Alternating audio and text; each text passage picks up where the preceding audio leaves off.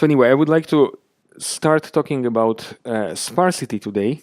And sparsity has proved itself as a very powerful model in signal processing and in image processing in particular. So I remind you that the setting, the way we framed it, we would like to solve inverse problems, right? So under this name of inverse problem, we can throw in practically anything, not only image reconstruction problems, but we can also throw in some discriminative tasks, like, for example, classifying an image.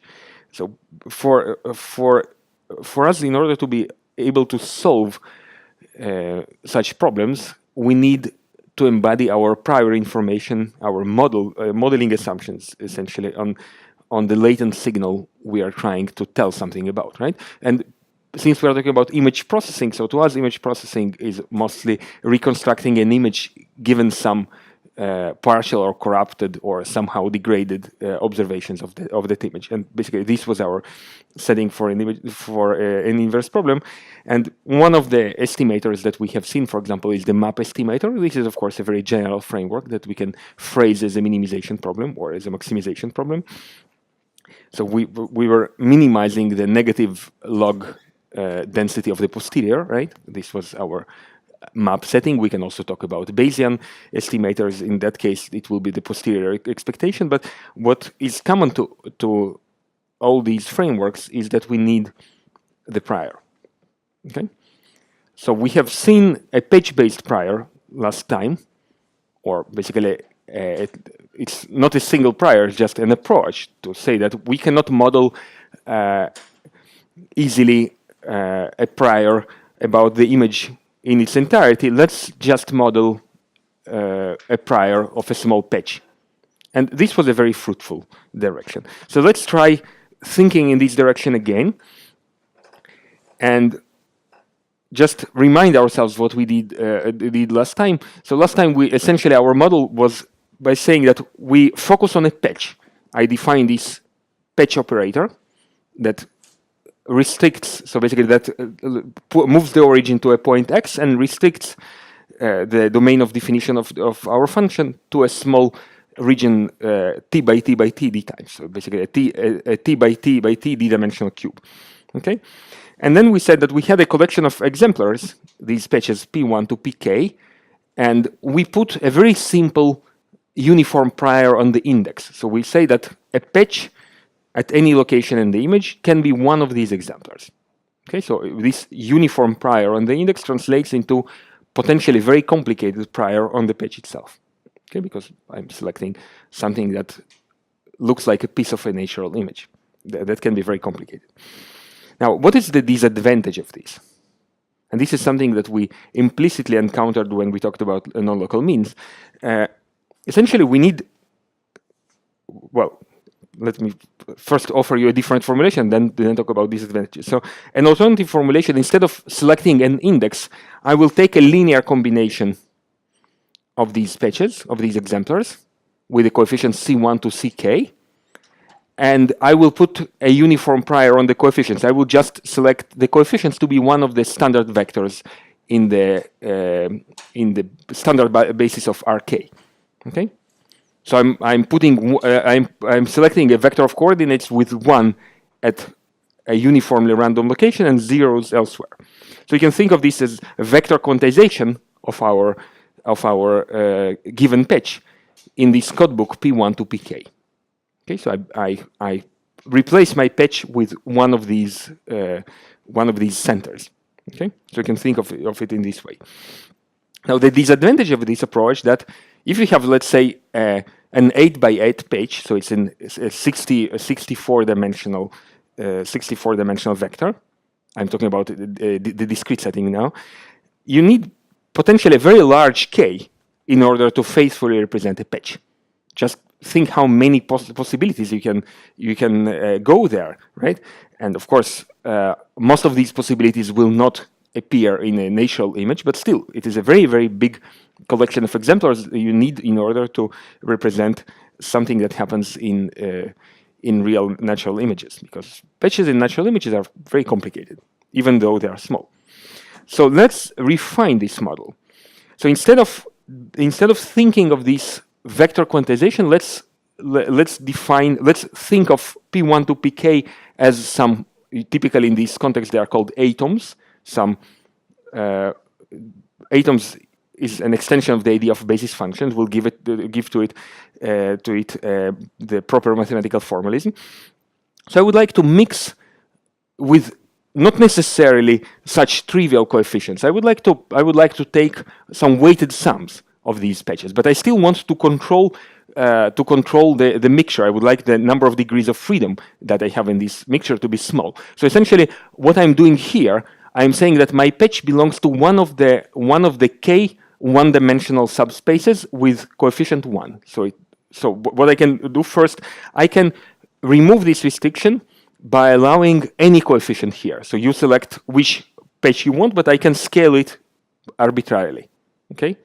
So in this way, I'm saying that my model for a patch is that I first select a one-dimensional subspace, and then I'm free to move in this one-dimensional subspace. Okay. You see why it is a one-dimensional subspace, because I'm selecting one of the subspaces P1, P2, P3 until Pk, and then basically my coordinate vector becomes a vector with 1 degree of freedom. So it's a one-dimensional subspace. So let's now not restrict ourselves to be in a one-dimensional subspace. Let's restrict ourselves to be in a low-dimensional subspace. So I'm going to be building a union of a few known subspaces. They are known because they are given, P1 to Pk, but I don't know, so it's an unknown union of known subspaces. Okay? So I don't know which locations, which indices I'm going to take. The support of this coordinate vector is unknown ahead of time. I don't want to control it, but I want to control the number of non-zero elements. Okay? And this is called sparsity. So I will assume that my patch is given as a linear combination of these patches with the coefficient C1 to Ck, but I will put a prior that C is sparse. Okay? And the verbatim definition of sparsity is just by saying that the support of this vector, i.e. the number of, or the set of indices at which Ci is distinct from 0 is upper bounded by some small k, which is significantly smaller than the number of dimensions. Okay? So this is something that is called sparsity. Okay, and as you can see, this is an extension to the vector quantization model that we discussed last time. So it allows potentially to have a much smaller set of atoms to faithfully model a patch. Okay, and we'll construct all the mathematical tools that are needed to treat this properly. Okay, now since we're talking in a probabilistic setting, I would like to give you a probabilistic or a statistical meaning of sparsity. So let's assume that we have some random variable x, just a one-dimensional variable that is distributed according to some probability measure px. You can think of it as a density function, and let's say it's zero mean. Okay. Now, basically, what sparsity means is that x will be 0, or maybe we can relax this assumption. X will be somewhere around 0 with high probability. So there will be essentially, if x happens to be around 0 with high probability, what will we see in the probability density function? Well, I still don't want to talk about moments, but so basically, so what I want to say that there will be quite a significant probability of being around 0, around its mean, which is 0, and then occasionally I will have very large values with some probability, but lower probability, let's say. So how will my density look like? I will have a peak. So if it's my exact definition of sparsity, as we have seen before, it will be a delta, right? It will be a delta at 0. This is the PDF, right? This is the PDF, this is the value of x. So I will have something very, very peaked, so a lot of probability goes here. And then I will have heavy tails, because I can have very large values, and they still happen with some non-trivial probabilities. So basically, the tails decay slowly, and the distribution is peaked at center, at 0. Okay, so basically I want px to be picked at 0 and have heavy tails. Okay, so now somebody mentioned moments, so let's see how we can see this through the moments. Yes. Why do I want a slow decay? Because if I don't have slow decay, if I don't have heavy tails, basically it is just saying that the scale of my distribution is small, that it has a small variance. But I do want to have, with some significant probability, the values around 0 to be realized frequently, right?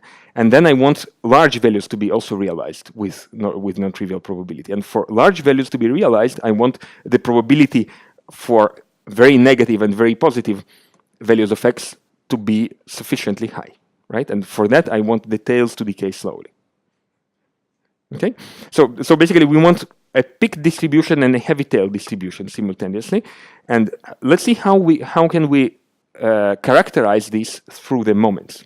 Okay, so for a standard statistical tool to characterize heavy tailedness or pickedness of distributions is the fourth order moment that is called kurtosis.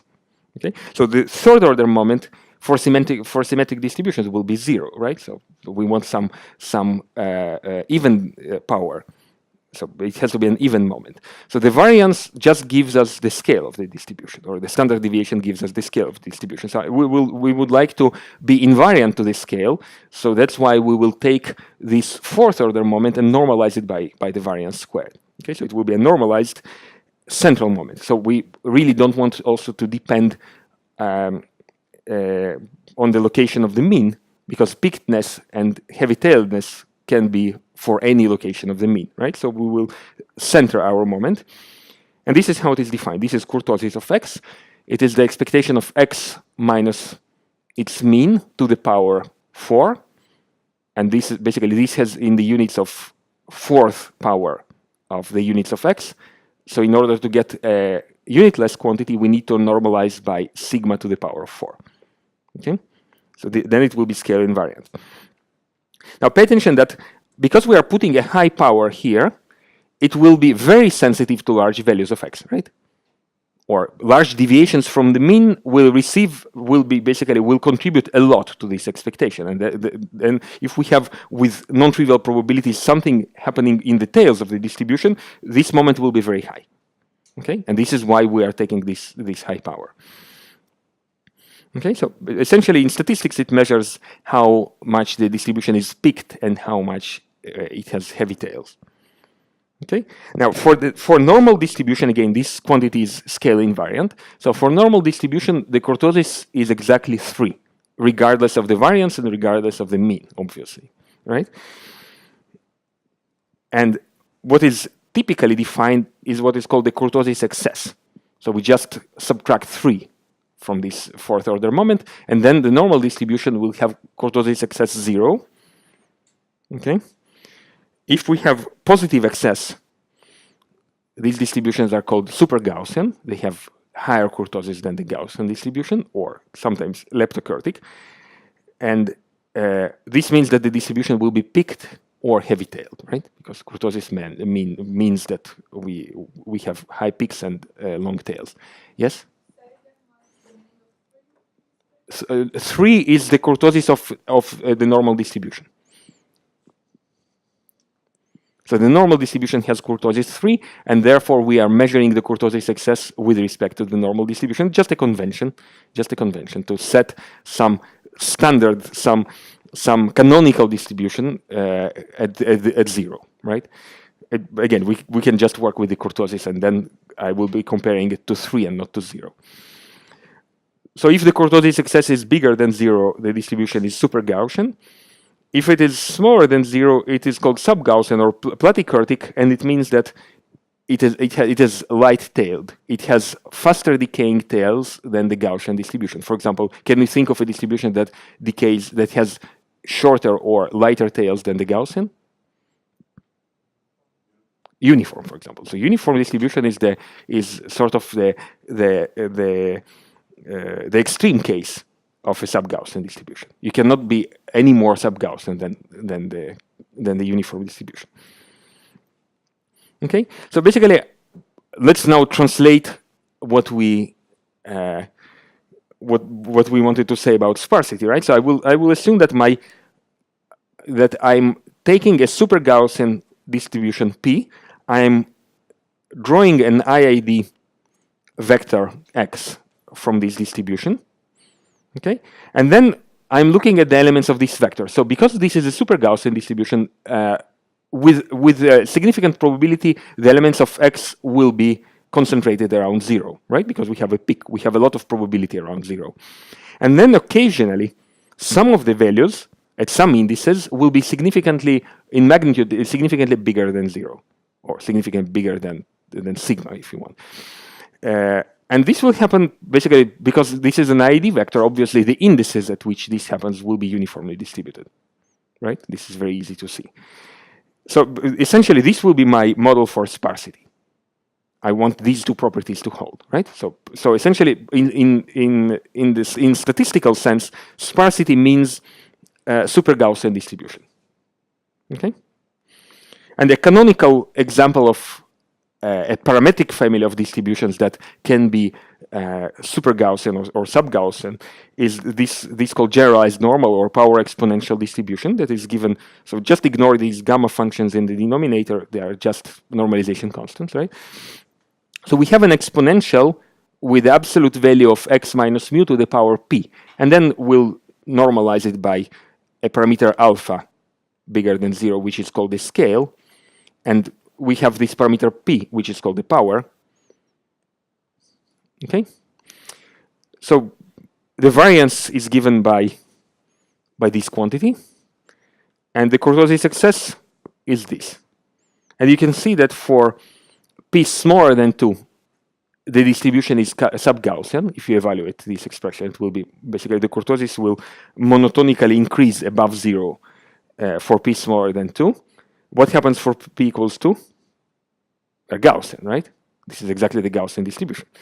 And for p bigger than 2, the distribution will be super Gaussian. Okay? So here the kurtosis excess is bigger than 0, and it's the other way around. Sorry, I apologize. This is super Gaussian, of course, and this is sub-Gaussian. Here it's smaller than 0, and here it's bigger than 0. I apologize for the bug. Okay, so I want p strictly smaller than 2 to have a super Gaussian distribution. So let's just look at how this PDF looks like. So I'm centering it at 0, and I'm removing the scale. So the scale is 1, mu is 0. And you can see the Gaussian distribution is this one. It's this magenta. This is p equals 2. Okay. For p equals 10, let's say p equals 10, this is cyan, this cyan line, p equals 10. You see, it starts approaching the uniform distribution from minus alpha to alpha. In this case, alpha is 1. So it's between minus 1 and 1. And obviously, the tail is very light, it's very short. There is very little probability concentrated in the tail. And there is no peak, right? And this is the case of p equals 1. So clearly, this is a super Gaussian distribution. It has a heavy, basically, it has a lot of probability in the peak, and you see the tails here. They decay much slower than the tails of a Gaussian distribution. Okay. So the next thing I would like to do, so we defined in a statistically meaningful way what we mean by sparsity, right? So there are many different ways of defining sparsity. Many of them lead to meaningful priors and to tractable optimization problems, right? So this is just one of the ways. Another way is to directly count the number of non-zero elements, and that thing brings to, surprisingly, to tractable problems as well. But I'm just following one of the possible paths. So the next thing I would like to do is to give a precise mathematical meaning to what we mean by taking linear combinations of patches. Okay, so it will be slightly more involved than what it seems to be. Okay, so essentially I would like to define this square domain on which we are working, right? So the patch was defined on this square domain. We defined it already last time. simply a d-dimensional cube with the length t in every direction. Okay. Now I will define the Hilbert space, or tossing some technical details, an inner product space that I will be calling L2 on this cube.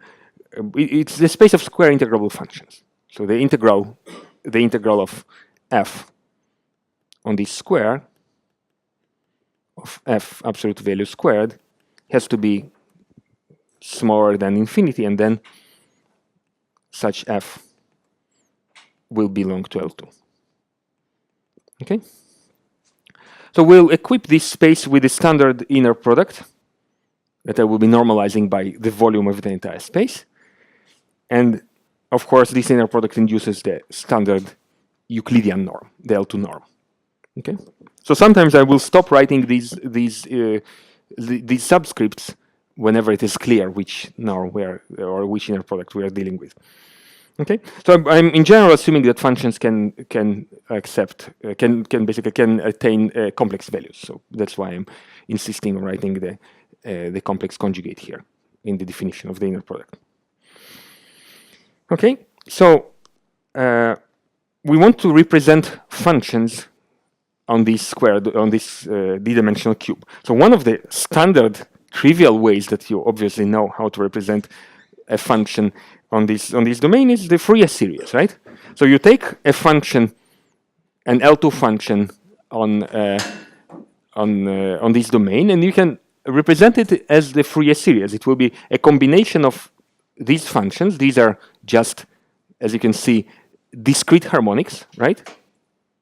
So it's our good old harmonics that we've seen when we discussed Fourier transforms, but now they are just sampled at integer frequencies, right? Or not exactly integer frequencies, it's n over t.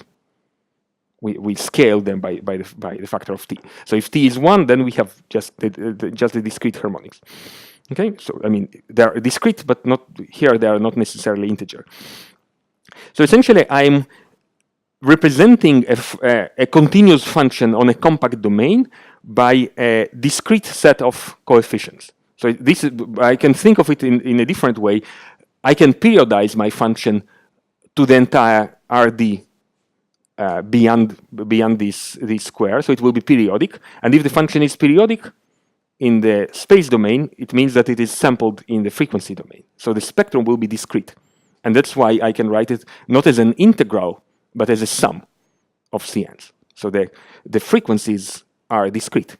That's why I have a discrete set of coefficients. Okay? So essentially what I'm trying to tell is that f can be represented as a linear combination of these functions phi n. Okay? Now, these functions are linearly independent. Actually, they are orthonormal. They are linearly independent. You cannot represent phi I with the rest of the phi j's, right? It's impossible. It's very easy to see because you have zero projection. Orthonormality necessarily means that they are linearly independent, right? So what does it mean in terms of the uniqueness of this representation? This representation is unique. So you cannot find a different set of coefficients Cn that represent the same function. So the representation is unique. Okay? So how do we call a set of functions that uniquely represent any function from a given space? We call it a basis, right? So basically we have a collection of linearly independent functions that can represent, that a linear combination of these functions can represent any function in our space L squared, right? So we'll say that these functions span a basis, or they span L squared, or they form a basis of L squared. Okay?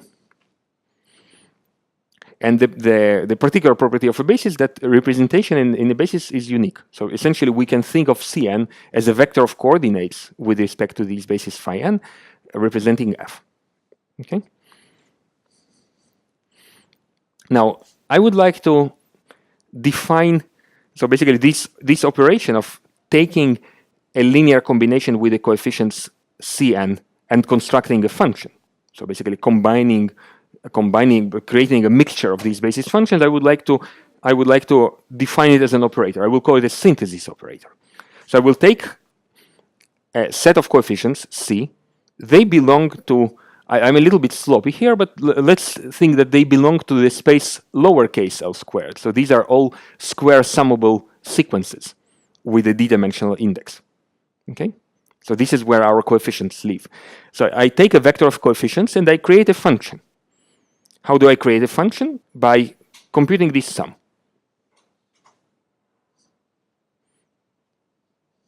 Okay? So I will define this as an operator phi. Capital Phi will take the coefficient C and will compose the basis functions phi n with the coefficients Cn. Okay, I will call it a synthesis operator. Now, what it means that phi n is a basis? Phi n is a basis. It means that the representation is unique. It means that from any set of coefficients, I can go back to the function, and the other direction. I can go from a function to the set of coefficients. Okay, so it means that that phi is an invertible map, and therefore I can define an inverse operator that I will call analysis operator that takes a function and gives me the set of coordinates representing that function. Okay, so there is a phi inverse if I have a basis. Okay, so again, this is my synthesis operator. Another operator that I can define that, so this operator maps from a sequence, from a d-dimensional sequence, to a function on my square domain or my cube domain. I can always define an operator in the other direction, even if phi is not invertible. How? What is the operator that will map from uppercase L squared to lowercase L squared?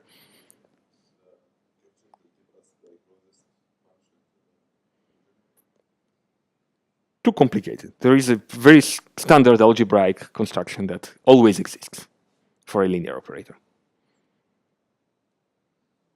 The adjoint, right? So we have the adjoint. We can define the adjoint operator, the adjoint of synthesis operator that I will call phi star, the same way we call it, right? That will take a function and give us a sequence of coefficients. This is not necessarily the inverse. There is a very particular case when the adjoint coincides with the inverse. We'll see it in a second. So let's just construct this adjoint by definition. I will take the inner product of, so I will take a set of coefficients C, apply to them the synthesis operator, and this will give me a function f. Okay? I will take another function g and capital L squared, a function, on basically a patch, and compute the inner product. Okay? So this is my inner product. So it's an inner product between, this is the action of the operator phi. This is how a function is created from the coefficient Cn, and I'm doing inner product with g. I will use the linearity of the inner product, putting the sum outside. So it will be a linear combination with the weight Cn of these inner products in capital L squared. Okay? Now, I would like this to look like an inner product on sequences, right? Because this is how I obtain the adjoint operator. So let's swap the order of g and phi n. What it will do to the inner product is not symmetric, it's conjugate symmetric, right? Because in general we deal with complex quantities. So we'll swap the order of the arguments and we'll put a complex conjugate. And now what you have here, this looks like an inner product. So this expression looks like an inner product on lowercase L squared. Right? It's an inner product between two sequences, right? So sequence 1 and sequence 2 conjugated. Okay? So I will write it like this. So it's the inner product on lowercase L squared of the sequence C and this sequence of inner products of G with phi n. Okay? So let's identify the second argument as the adjoint operator. So our adjoint is essentially an operator that maps f to the inner products of f with the basis functions phi n. Okay? This is the adjoint operator. It always exists. Okay? Now, suppose I have my synthesis operator. It's a basis, so we know it's invertible, right? And I would like to define an analysis operator. I would like to define essentially its inverse, right? I want this to be an inverse, the inverse of phi. And I will define it in a weird way. I will define it as the adjoint operator of another set of functions psi n. Okay? So I can always define an operator in this way, right? And I would like this operator to coincide with the inverse of phi. So let's just put this as a condition. So I start with a set of coefficients c. I apply phi to them, and I get a function, right? This is the function that I will get. This is what the synthesis operator created. Now I would like to apply this psi adjoint, this analysis operator. I want it to give me back my c's, right? So this is the mth coefficient that I'm going to get. It will be given, of course, by the definition of the adjoint operator. It will be given by this inner product. Of course, the inner product is on L squared, right? Capital. And I want this to be, of course, this is how the inner product is defined, and I want this to be equal to Cm, right? Because I want it to be the inverse. So what condition do I have to guarantee? Of course, this has to hold for every C in L2. I necessarily need these coefficients to vanish except one point when m equals n, right? So essentially, I will demand that the inner product of phi n with phi m is delta m minus n, Kronecker delta, right? And this means that this condition, so if we had the same function here, phi n and phi m, we would say that we require orthonormality of the functions, right? But here we have two different sets. And such sets are called bi-orthonormal. So we want bi-orthonormality of phi and psi. Okay? So essentially we see that we can create our inverse basically by using the bi-orthonormal set. So if you give me a collection of arbitrary functions phi n that form a basis, you need to construct another set of functions that I'm denoting here by psi that satisfy this bi-orthonormality condition in order to be able to invert the operator. So phi will be given, the inverse of phi will be given by the adjoint of psi. And psi is constructed from the bi-orthonormal set. Okay? So just think what happens in the discrete space where phi is a matrix. What is psi? What is a bi-orthonormal set? It's just the inverse of that matrix, right? So the inner product of the columns of phi and the rows of psi will give the identity matrix, right? So essentially, this is what we obtain, that the inverse of phi is given by the adjoint of psi. But we can go in the other direction. Actually, if this is true, it is very easy to show that psi n also form a basis. These functions also span L2, and the inverse of the synthesis operator of psi is the adjoint of phi. So basically, being a bi-orthonormal pair, a bi-orthonormal set, essentially we can go in the other direction. We can construct a new basis. It will be called a bi-orthonormal basis. Psi is the bi-orthonormal basis to phi, and we can span L2 in these bases as well. Okay, any questions? Okay, so the particular case of a bi-orthonormal basis is a basis that satisfies the bi-orthonormality condition with its own functions. Okay, so essentially the bi-orthonormal set is the basis itself. Okay, and we call such a basis an orthonormal basis. Okay, so in this case, the inverse is equals to psi adjoint. But what is psi? Psi is phi, right? So it's equal to phi adjoint. Okay, so the meaning of an orthonormal basis is that it has a unitary synthesis operator. And unitary synthesis operator, if you think of a discrete real valued space, it's just a rotation or reflection matrix. Okay, so basically we maintain the orthogonality of the basis vectors. In our notation, if this is how synthesis is given, Okay, so this is how we construct f from the coefficient c. This is how analysis is given, right? So we just project f on the same functions phi n. Okay, and this is how we constructed Fourier series. And the reason why we constructed the Fourier series this way, because the Fourier basis is an orthonormal basis. If it were non-orthonormal, we had to write a different set of functions psi n here. Okay, so many nice properties of the Fourier decomposition, like for example, Parseval's identity, they are not necessarily related to the fact that we are using complex exponentials. They are just related to the fact that we are using an orthonormal basis.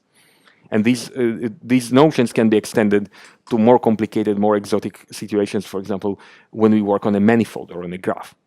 So we can construct natural orthonormal basis, for example, on something that has curvature. Okay, so I'm telling you all these, of course you know all these, right? So I'm not telling you anything new. But I would like to take this notion of a basis to something a little bit different.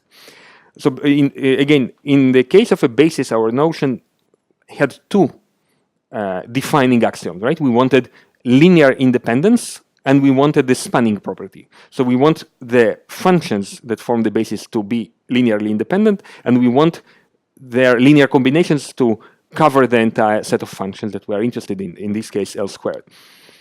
I will define a wider notion, a bigger notion that is called a frame, or in the context that we are talking about, sometimes they are called dictionaries.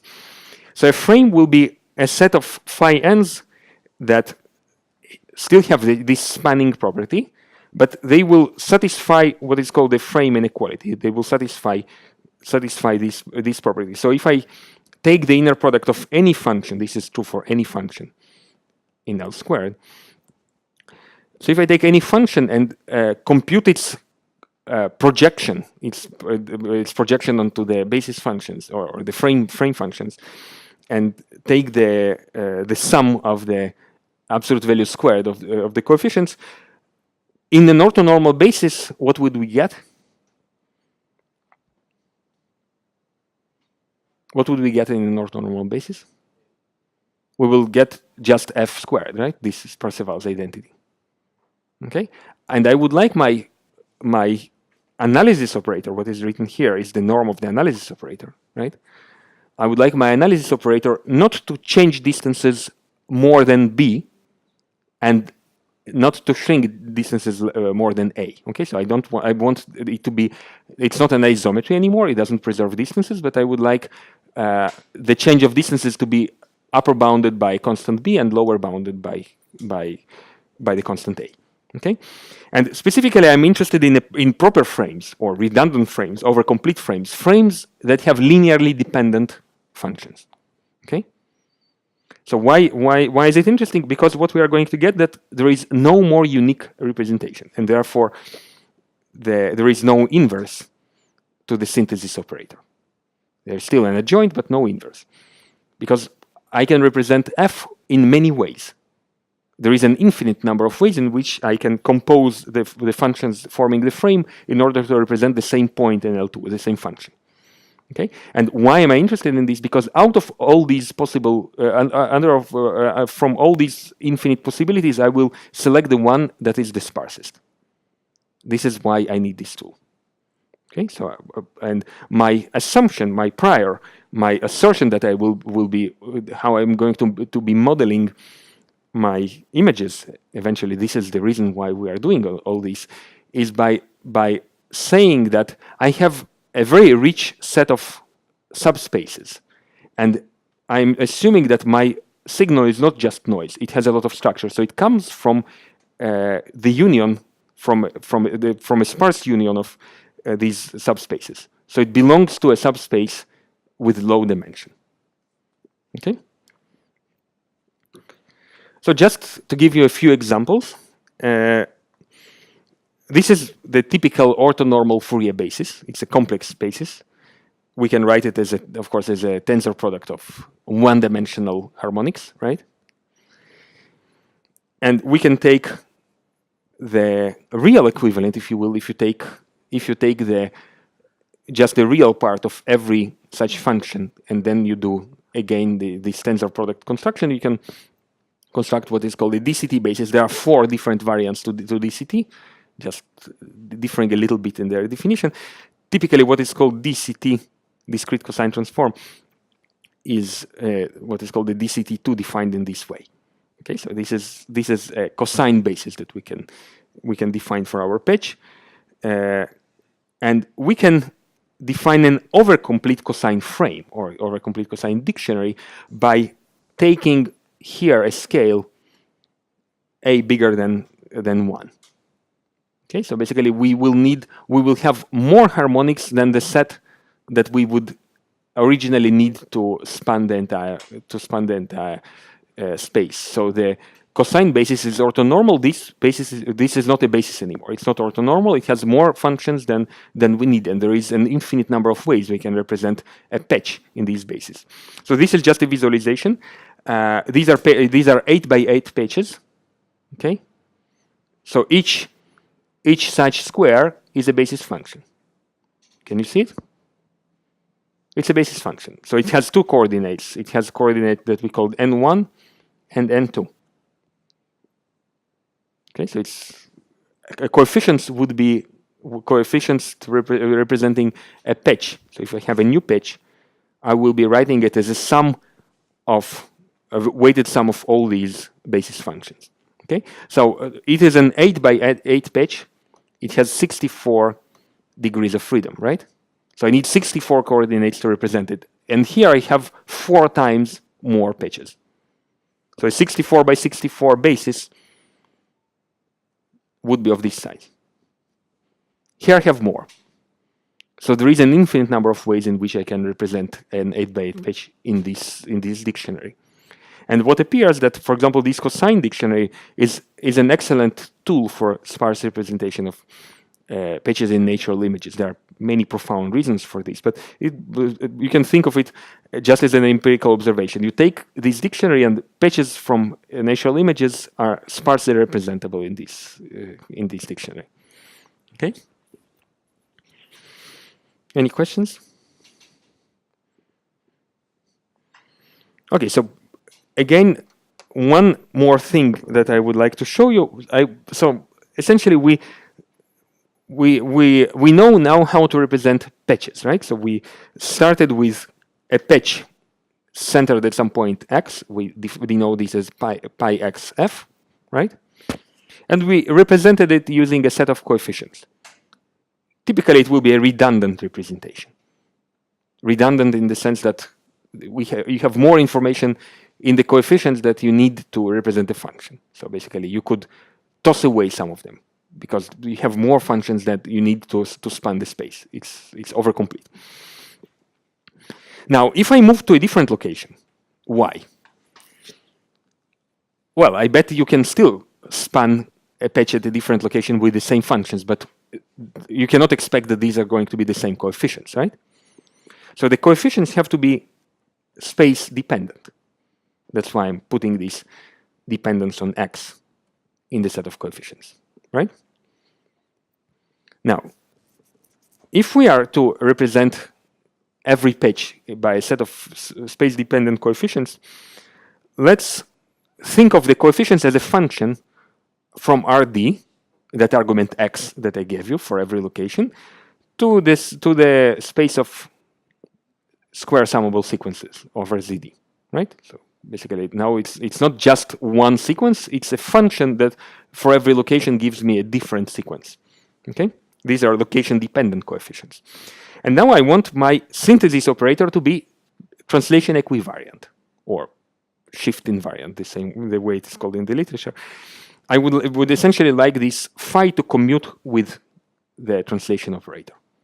And this is equivalent to saying that I'm using the same frame to represent different locations of the image.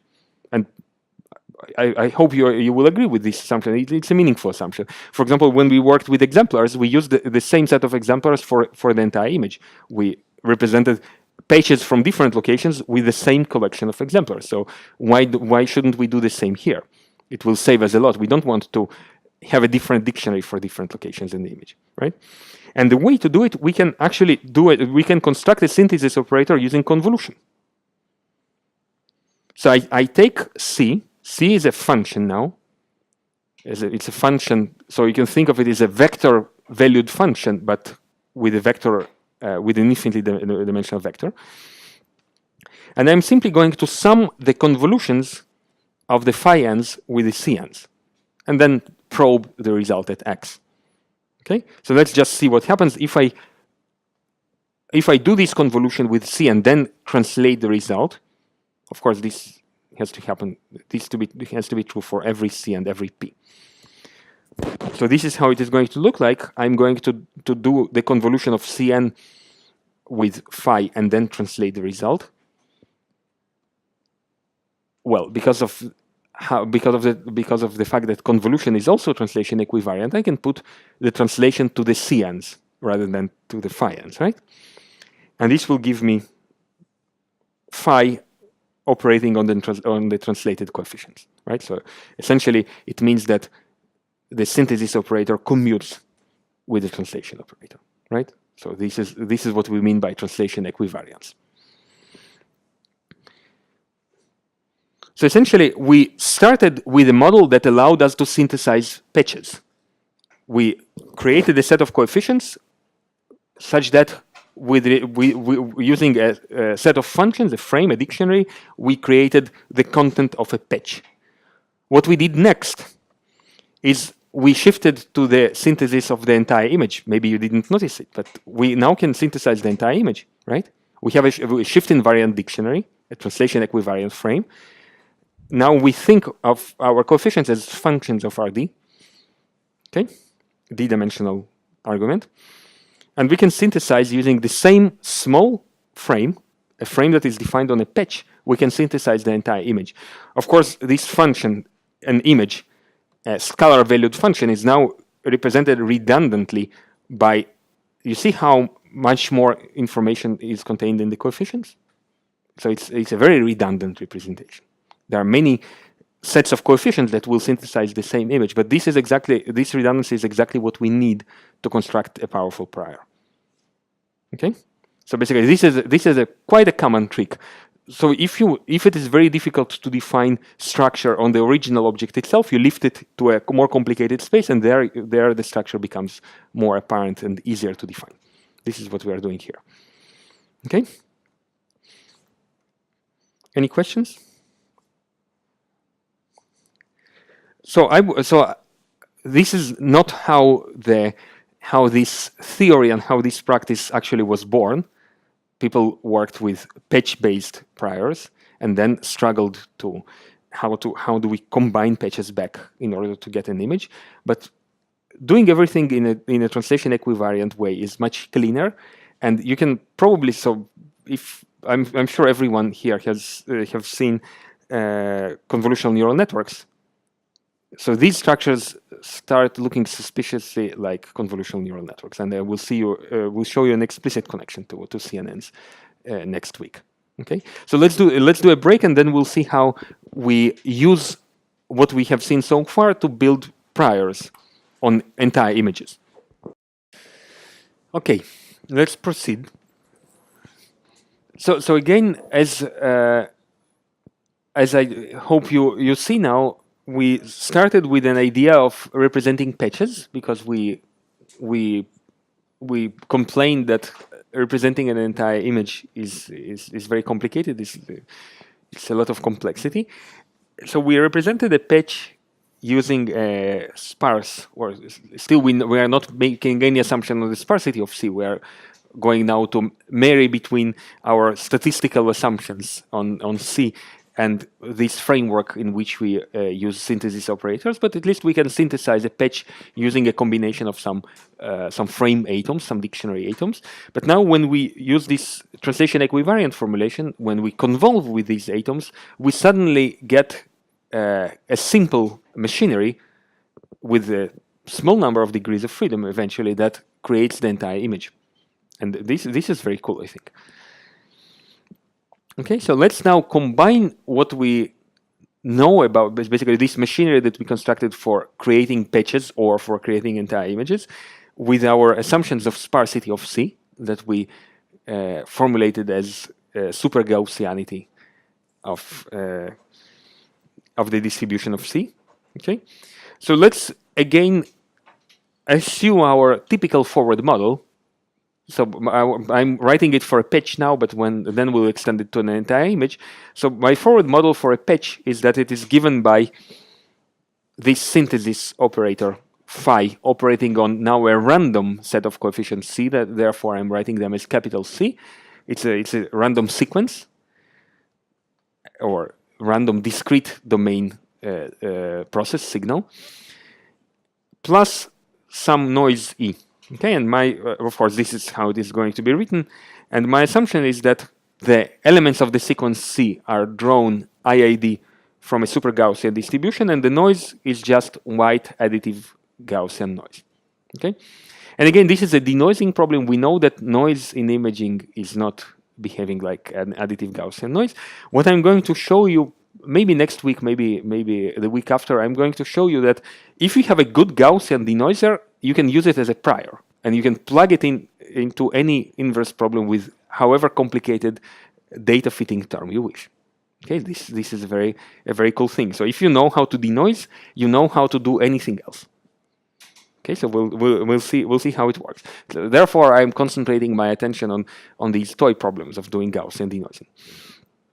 So this is our forward model. We have already seen that, well, how the negative log likelihood will look like, right? So the negative log likelihood is the minus log of this conditional probability of the patch pi y given C, right? So C are the parameters of the model. So it is minus log of the noise distribution, right? Of y minus phi C, obviously, right? And fortunately, this negative log, because it's a white Gaussian noise, it has basically a diagonal covariance. So what I will have is just 1 over twice sigma squared, scaling the L2 norm of the squared of the difference y minus phi C, plus some constant that comes from the normalization of the distribution. Okay. So we have seen this already. So essentially, our likelihood comes from our knowledge of the noise, at least in this additive noise scenario. Okay. What about the prior? So for the prior, I'm assuming that C are super Gaussian and IID. So I will just write this as a sum of this negative log of a super Gaussian density over all the coefficients C. I'm assuming it's the IID, therefore I can write the logarithm of the joint distribution as the sum of the logarithms of the marginal distributions. Okay, so if I'm assuming my power exponential distribution here, which is, you remember, we can use the power exponential as some kind of canonical model for super Gaussian distributions. Just plug p smaller than 2, and this is what you get. So this is the form of the prior that I'm going to get. Okay, again, plus some constant that comes from the logarithm of the normalization of the density. Now, using Bayes' theorem, I can write immediately the posterior, right? The posterior will be just the sum of the negative log likelihood, or the negative log posterior will be the sum of the negative log likelihood plus negative log prior plus some constant, again, that I don't care about. Okay? And what I need to assume about the prior is that my p, this parameter, this power parameter in my model, is strictly smaller than 2. This is how I get super Gaussianity. Now, another technical, important, very important consideration, I want eventually to minimize these functions. And these functions is nice because it is convex. Right? It's just a quadratic function. This function, it can be convex, but it will stop being convex for p smaller than 1. So I want super Gaussianity. I would like my prior to represent as super Gaussian distribution as I can, but I have to stop at p equals 1, because then I get a non-convex function, which is very difficult to minimize. Okay, so I would like to stay with convex objectives, because convex minimization problems are solvable. And well, practice shows that non-convex optimization problems are also solvable, but without guarantees. So basically, I will pragmatically set p equals to 1.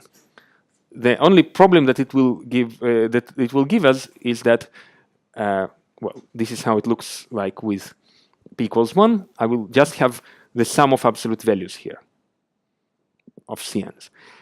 The problem it is going to give us is that this function is not differentiable. It's not smooth. Okay, but still I can solve optimization problems with non-smooth objectives quite efficiently. Actually, this was the reason why this field flourished so much in the past 20 years, exactly to solve these kind of problems. So essentially, let me reparameterize things a little bit. So I will define a constant lambda as the ratio between sigma squared and alpha. Alpha is my scale parameter of the prior, and sigma is the standard deviation of the noise. So I have the following objective. I have this L2 norm. I'm keeping this 1/2 just to make the derivatives without the factor of 2. This is something that is very common in the literature. And then I have this lambda times the prior term. Okay, and this prior term, I will write it as the so-called L1 norm of my sequence C. So L1 norm, the L2 norm is the sum of squares. The L2 norm squared is the sum of squares. The L1 norm is the sum of absolute values. Okay. I can sometimes, and again, it depends on the application, I can also add further constraints. For example, asserting non-negativity of C. This is typical, for example, if I want to work with audio signals in the Fourier domain, typically I cannot say anything useful about the phase. It more or less appears random, like, for example, in speech and in music. But the envelope of the short-time Fourier transform appears very, very meaningful. You can actually read speech or pitches from the envelope of the spectrogram. So asserting non-negativity, for example, of the magnitude of a spectrogram makes a very meaningful constraint. You can also assert non-negativity of images, because images come from counting photons, right? And you cannot count a negative number of photons. So again, this non-negativity constraint is something that is commonly added as a further prior. So essentially, we'll have a one-sided exponential distribution instead of the Laplacian distribution that we have for the case of p equals 1.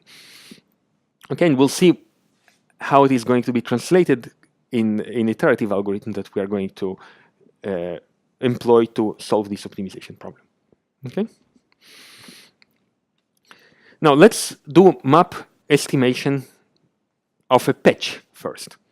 Okay, so I'm going to minimize the negative log posterior, or maximize the posterior probability. This is what map does, over the set of coefficients. So essentially, I'm not getting the patch itself. I'm getting its representation in my frame, in my dictionary phi. Okay, so I'm going to minimize this negative log posterior. Essentially, I'm minimizing over C. C is my optimization variable, right? I'm minimizing this aggregate of the L2 norm squared plus the L1 norm of C. Okay? And again, I interpreted the first term as the likelihood, the second term as the prior. But if you see it from a different optics, you can think of this as a data fitting term and a regularization term. Okay? So the more noise you have in your system, the bigger is lambda, right? Because lambda was proportional to sigma squared of the noise. So the more noise you have in your forward model, the less you trust your data, obviously, right? And therefore, the regularization term, the strength of the prior, is bigger. This makes sense, right? It would be strange if it were not this way. Now, to get the patch itself, an estimate of the patch itself, you need to use the coefficients that you estimated from your input y. Y is your observation, right? This is the input patch. So y, what is y? Y is pi x of y. Sorry, this abuse of notation, but I'm just dropping unnecessary letters. So this is how we get the estimate of the patch itself. But now you estimated the content of a patch for every location in the image. What are you going to do next? You have overlapping estimates of different patches. How do you combine them into a single image? So basically, this is the question of how to aggregate. And I will give you a hint. just averaging is not the best way. Okay, so you can actually think of it as a maximum likelihood estimation problem. There are papers actually dedicated to this. But why do we need to do this? Why do we need to do it at all?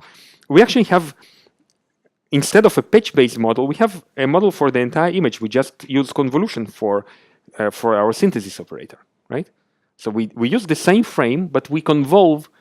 Now C is a random signal. It's not just a sequence. It's a random signal. It is a function of a location argument. So again, I will assume that every Cx is super Gaussian IAD. The noise is additive white Gaussian. So same model, but now I can model the entire image Y. Okay. And again, I can derive the negative log likelihood exactly the same way. My prior, the only thing that changed here is that now C depends on X. So I will just integrate my prior over the entire set of X's, right? Because basically this is the sum of probabilities. I said that Cx is super Gaussian, belongs to this PC, and it is IAD. So I will just take an infinite product of the C's at every location. And if I take the log of this, it will translate to an integral, right? Integral over X. So this is my prior. And of course, this is the negative posterior. So the only thing that is different here is that instead of just having lambda times the L1 norm, now I have lambda times the integral of the L1 norms of C over the entire domain on which the image is defined. Okay? So now, again, I will reparameterize it using this lambda. This is my negative log posterior. And my map estimator for the entire image, I will again estimate the set of coefficients. Now this is a function. It's multiple channels, if you will, an infinite number of channels representing my image. I'm going to solve for these coefficients, and then I'm going to synthesize the entire image using my synthesis operator from those coefficients. Okay? Any questions?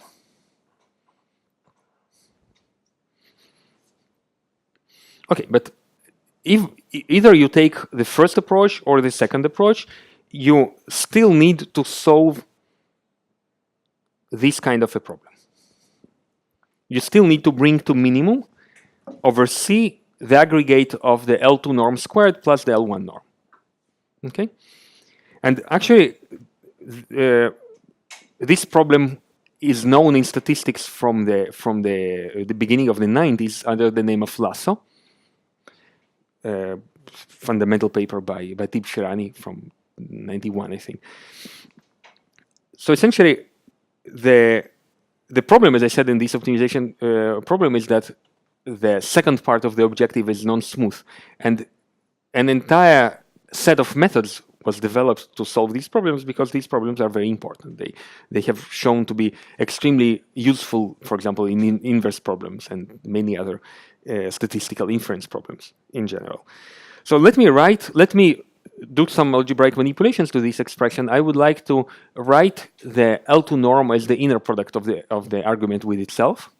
Of course, I'm not specifying which inner product it is, but it is an inner product either on the patch or on the entire image, depending of whether we use the translation equivariant phi here or just a patch-based frame.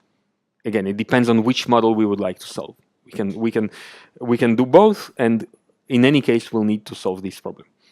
Okay. So let me do another manipulation. So I will split this difference into three terms. So one term will be the inner product of phi c with phi c. Another term will be the inner product of y with y, and there will be twice the inner product of phi c with y. Okay. So pay attention that this term doesn't depend on c, so I can drop it immediately, right? It's just a constant. It doesn't change the value of the minimizer.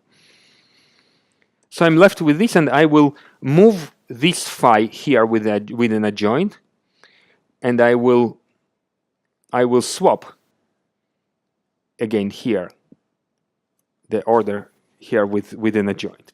Okay, so I end up with this expression. Okay. So let's have a detailed look at what we have here. We have two terms. One of them will be green, another one will be red. So the green term is green because it's nice. It's smooth and it's convex. It's a quadratic function of C. Okay, so we have a quadratic term and a linear term here. And the second term, it's still convex, but it is not smooth. So just imagine how the absolute value looks like. It has a non-differentiable point here. Okay. So let me call the first argument. Let's see if I can remove these markings. Okay. So I will call the first term, the green term, I will call it G, and the red term, I will call it H. Two terms. Basically, the objective is the sum of two terms. One of them is differentiable, another one is not. Okay. So what I'm going to do, I'm going to fix some C and build a quadratic approximant around that point C. Okay, and instead of minimizing this, I'm going to minimize that quadratic approximant. Then I will move to another point and will again build a quadratic approximant and minimize it. Basically, I will have an iterative algorithm that converges to the solution of my problem. And it's a convex problem, therefore, I can reach the global minimum in this way. Okay, again, I'm not talking about the full details of the optimization behind, but just the essence. So what I'm going to do, I'm going to build a second order approximation to this function. Instead of taking the actual matrix of second order derivatives, I'm going to just fix the curvature to be 1 over eta. Just some fixed curvature. It will be a quadratic term.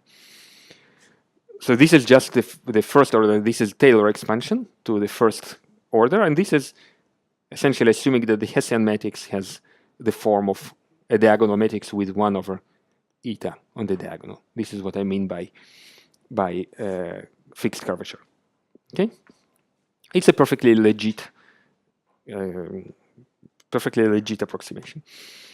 Okay, and of course, this is now a function of u. It's a function of u.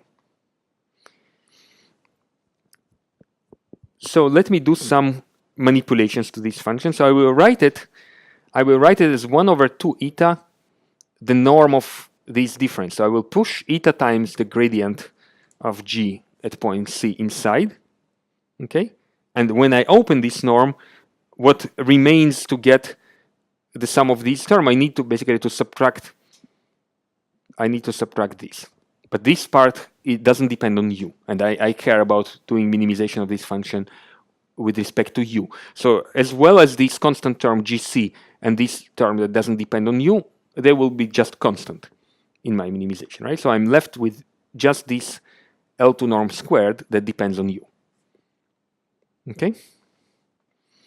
So now instead of finding the minimizer of this function with respect to c, I will find the minimizer of this function with respect to u. Okay? So to be completely rigorous, I need to write so I find u, right? I need to find, well, so let's not write that it is equal to the minimizer. So if I find u, of course, I need to add c back, right? So it's arg minimum plus c. Okay. So again, I'm replacing g with its quadratic approximant, and now function of u. Okay. Let's remind ourselves that this term hc was just lambda times the L1 norm. This term gc was this quadratic function. Okay, so I'm substituting the quadratic approximation that I had from the previous slide, this one. We can substitute the gradient. The gradient of this quadratic function will be just this. So you see there is no constant 2. That's why I'm keeping one half in front of the quadratic term. And I will define a new letter z that will be c minus eta times the gradient of g at point C, which is just c minus this linear term in C, eta times the adjoint of phi times phi c minus y. Okay, and basically I will write this arg minimum in this form. Okay, now why did I do this? So why do I care to write it this way?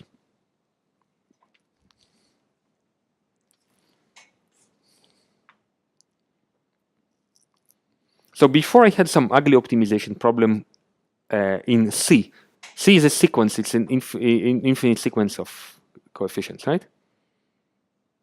Now, if you look at this problem carefully, I can write the L2 norm squared. I can write just a sum over n, right? So the L2 norm will be this expression in scalars, right? For every n, it is a difference squared of scalars. And the L1 norm is just the absolute value of a scalar, of our optimization variable u, right? So I have an arg minimum of the sum of one-dimensional objectives. And I'm going to write it as a sequence of one-dimensional arg minima, of one-dimensional optimization problems. Okay, so basically every un can be determined independently. So I want this separability of the problem, because now I need to solve a one-dimensional problem, not an infinitely dimensional problem. Okay? So now I need to deal with this minimization problem. Okay, questions? So we have a one-dimensional lasso problem. So instead of writing eta lambda, let me write mu. So this is just this prototypical one-dimensional problem that I would like to solve. So I have 1/2 u minus z squared plus mu times the absolute value of u. And again, I remind you that this is C2. This is not C1. It's not differentiable. Again, the absolute value looks like this, right?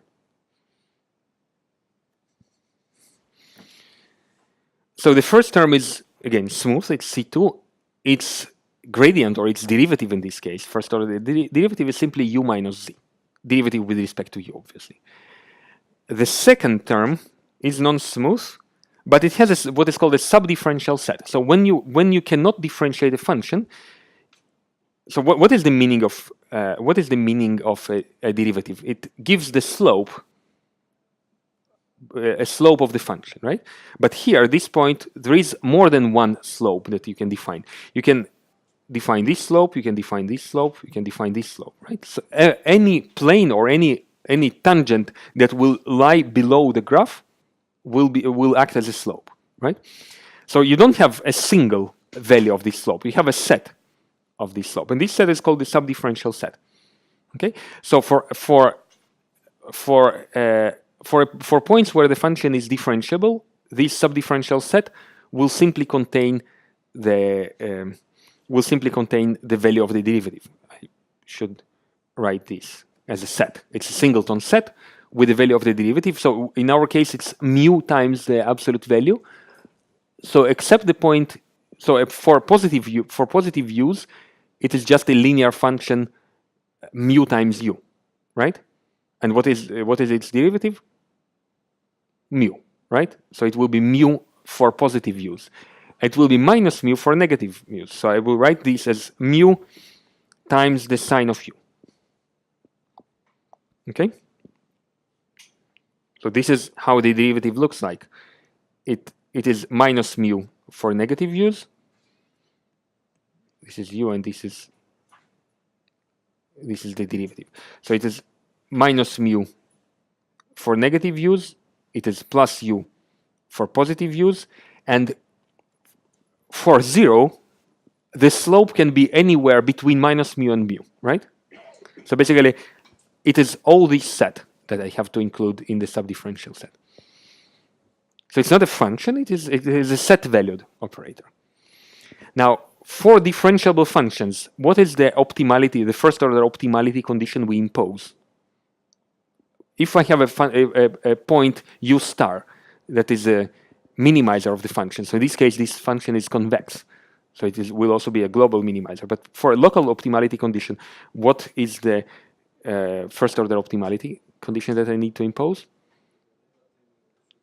The derivative has to be 0, right? And in this case, I have a convex function, so this is a necessary and sufficient condition for actually having a global minimum. Okay. Now I don't have a differentiable function anymore, so instead of a derivative, I have a subdifferential set.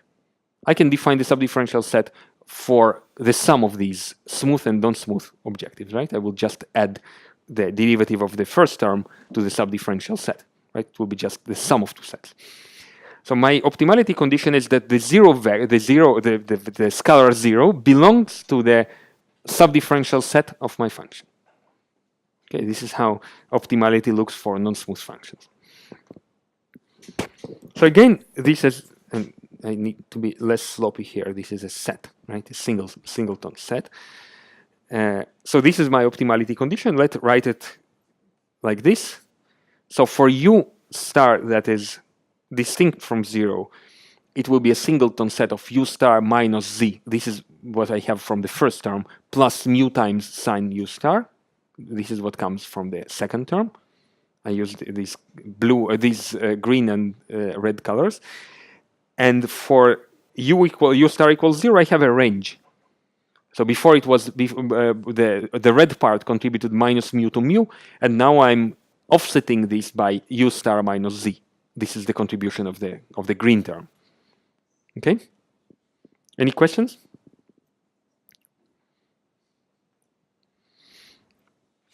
Okay. So let's try to get explicitly the value of u star. So let's consider the case in which z, so remember z is somehow related to our input, right? So z is constant. We are optimizing over u. So if z is in the range of minus mu to mu, what can you tell me about this interval? Let's see the two extremities of this interval. Minus z minus mu is smaller or equal than 0, and minus z plus mu is greater or equal than 0. So we can set u star to 0, right? And then the point 0 will fall into this interval. Okay? In case z is strictly bigger than mu, the right interval, so basically the right boundary of this interval, minus z plus mu, will be strictly smaller than 0. So you can already see that u cannot be 0, because this interval will not include the 0 vector, the 0 point. Okay, so you cannot be 0. So now we are dealing with this case, right? So let's look at u star. I'm just rearranging. So I want 0 to be equal. This is singleton set. So I can write 0 equal u star minus z plus mu sine u star, right? And let's write it in terms of u star. U star equals z minus mu sine u star. And z is strictly bigger than mu. Doesn't matter what is going to be the sign. It can be either plus 1 or minus 1, right? So this is strictly bigger than 0. It means that this sign, which is the sign of u star, has to be bigger than 0, right? Because u itself is bigger than 0. And therefore, we have u star equals z minus mu. Okay? So in this case, we had u star equals 0. In this case, we have u star equals z minus mu. And the complementary case, z is strictly smaller than minus mu. Again, we cannot be in this case because the left extremity of the interval doesn't include the 0 point, right? So we are left again with the first case where u star is distinct from 0. And again, we evaluate this expression because z is strictly smaller than minus mu. Doesn't matter what is written here in this sign, u star will be strictly smaller than 0. It means that the sign is negative. Okay? And if the sign is negative, it means that u star equals z plus mu. Okay? So these are all the possible three cases, right? We covered all the possibilities for z. So essentially, we have a closed form expression for this one-dimensional lasso problem, the minimization of the L2 plus L1, right? It is given by these three cases that we listed before, and I'm just showing you a plot. So this is a function of the value of the minimizer, this is u star,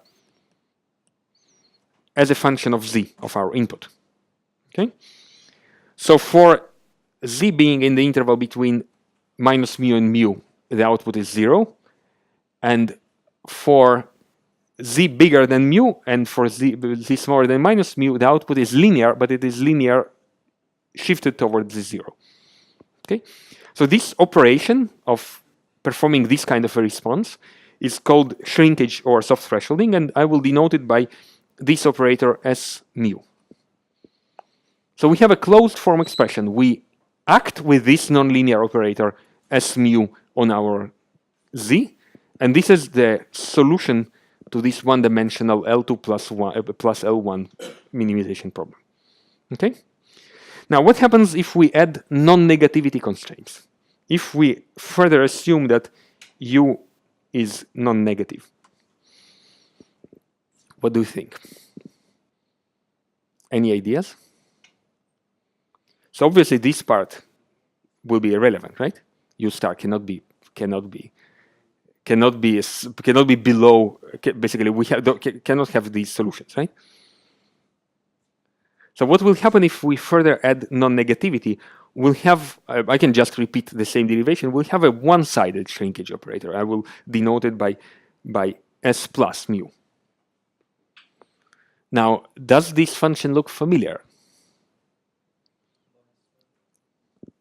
So if you have seen neural networks, at least the modern edition of deep neural networks, the typical nonlinearity that is placed in after linear layers is called the rectifier or the ReLU function.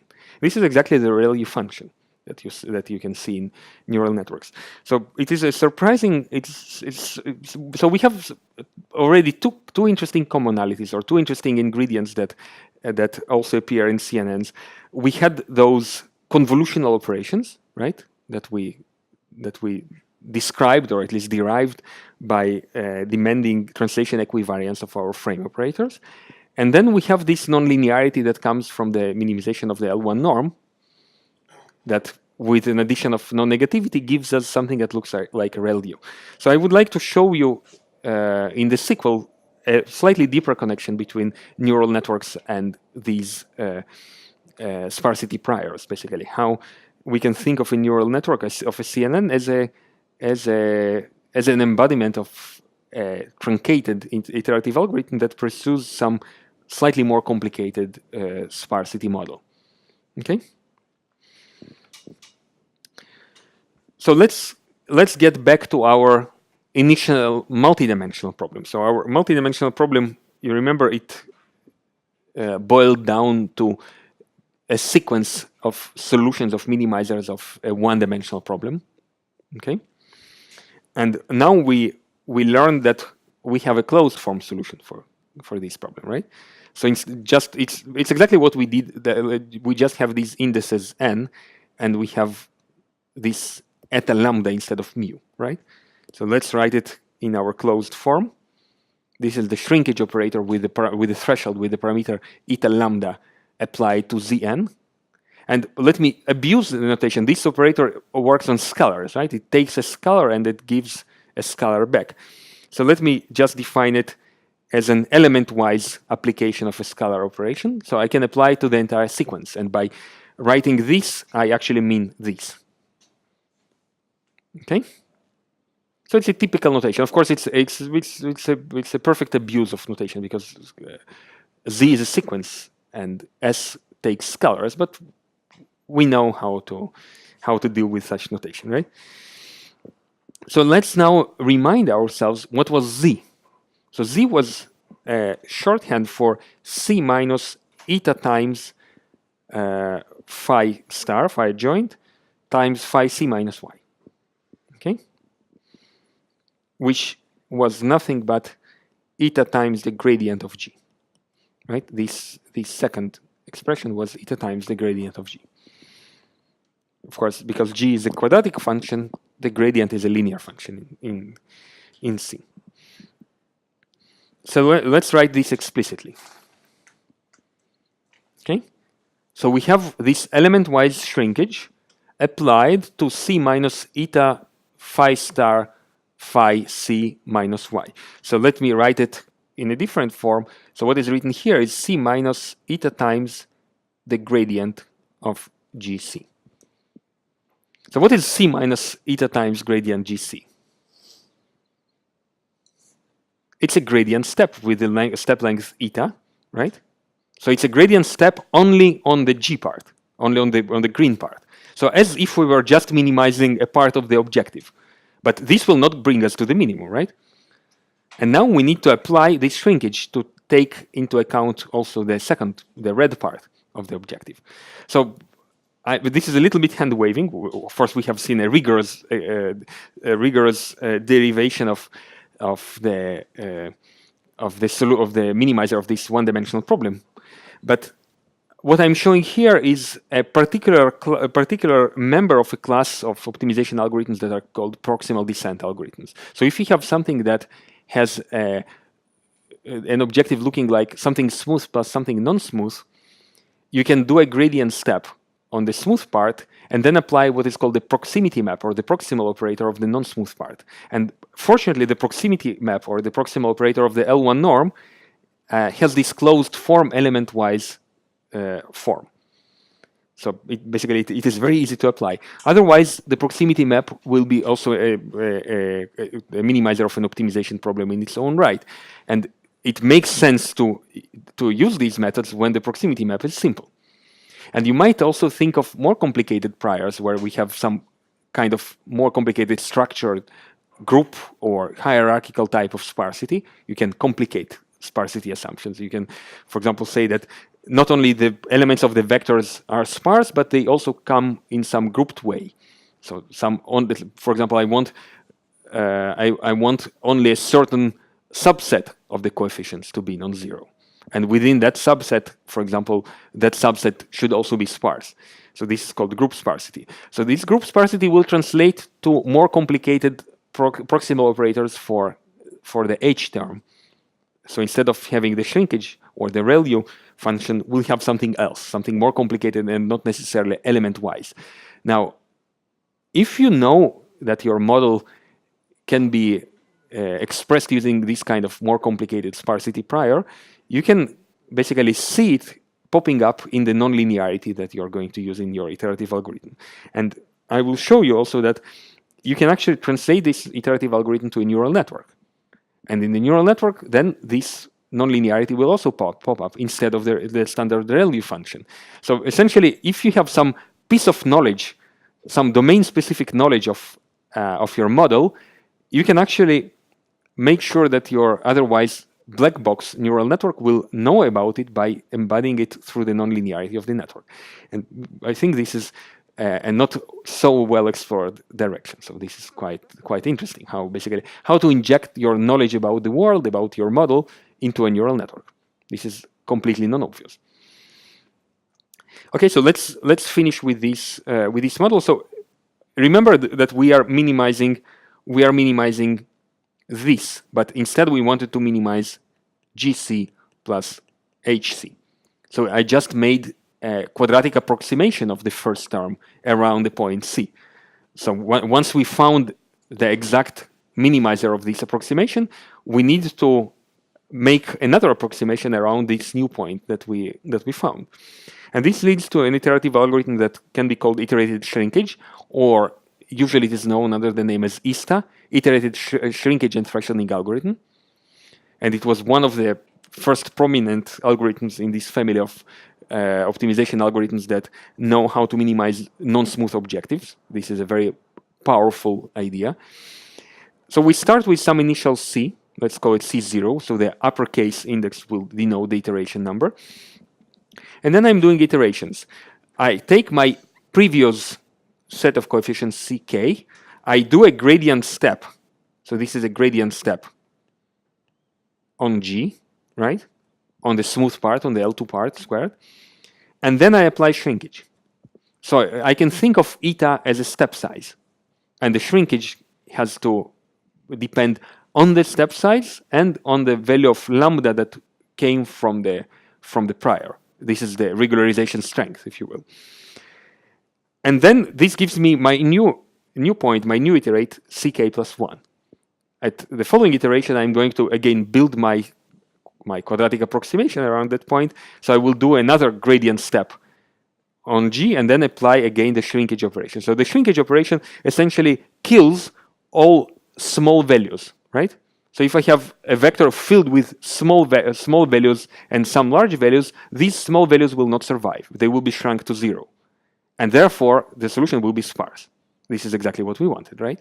So you can see that by adding this L1 term, this L1 penalty promotes sparse solutions. Okay, and there are also geometric reasons, geometric explanations why this happens. Maybe I will show them to you in the sequel. But again, remember that here phi and phi adjoint depended on the choice of our frame. So we can, if we work with patches, this will be just regular frame operators. So in the discrete case, it will be a matrix essentially. A matrix that has more columns than rows. This is the manifestation of overcompleteness in the case of finite dimensional spaces. And if we work with a prior on the entire image, this will be a convolutional operation. So this will be a convolution with a bank of filters, which are our functions phi n. So we'll convolve our coefficients with a bank of filters phi n. And the adjoint, well, we know how to build the adjoint of a convolution, right? So these will be just flipped functions, right? The sum of these flipped functions. This will be the adjoint operator. So I will show you next week how basically from this form of East iteration we can get something that looks like a convolutional neural network. Again, because of our connection of the connection to the model that we are building, we can say something smart about this network. We can basically, for example, play with the nonlinearities in some principled way. In the literature that deals with sparse representations, these problems are called pursuit problem or representation pursuit problem.